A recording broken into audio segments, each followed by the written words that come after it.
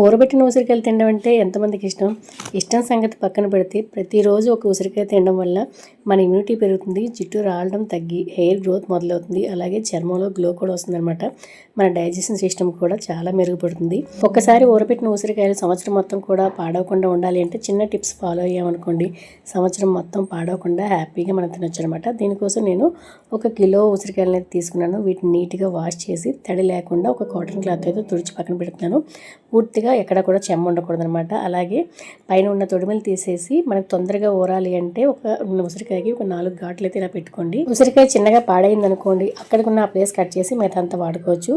ఎక్కువ కాలం పాటు నిల్వ ఉండాలి అంటే ఇంకొకటి మెయిన్ టిప్ ఏంటంటే నీళ్ళని బాగా కాచి చల్లార్చాలన్నమాట. ఇలా తెరలు కాచిన తర్వాత పూర్తిగా చల్లారిన తర్వాత ఈ నీళ్ళు వాడుకోవాలి. అంతేకాకుండా మనం ప్లాస్టిక్ బాటిల్స్ కానీ స్టీల్ కానీ వాడకూడదండి. ఇలా గాజు సీసాలో వేసుకున్నాం అనుకోండి, సంవత్సరం మొత్తం ఉంటాయన్నమాట పాడవకుండా. ఇంకా నా దగ్గర పెద్ద జార్ లేదన్న చిన్న జార్లు 2 అయితే తీసుకున్నాను. ఇందులో రాళ్ళు ఉప్పు వేసుకున్నాను. రెండింటిలో కూడా ఒక్కొక్క స్పూన్ రాళ్ళు ఉప్పు, కొంచెం పసుపు, ఒక అర స్పూన్ అంత మెంతులు, ఒక 3 ఎండుమిర్చి ముక్కలు చేసుకుని వేసుకున్నాను అనమాట. మూత పెట్టి అన్నీ కూడా ఒకసారి కలిసేటట్టు షేక్ చేసుకోండి. 3-4 రోజుల్లోనే మనకి చక్కగా ఊరిపోతాయి అనమాట. మధ్యలో ప్రతిరోజు కూడా ఒక్కసారి కలుపుతూ ఉండండి. తడి స్పూన్ అసలు ఎక్కడా వాడద్దు, పొడి స్పూన్ పెట్టండి. తడి స్పూన్ పెట్టినా చేయి పెట్టినా తొందరగా పాడైపోతాయి అనమాట.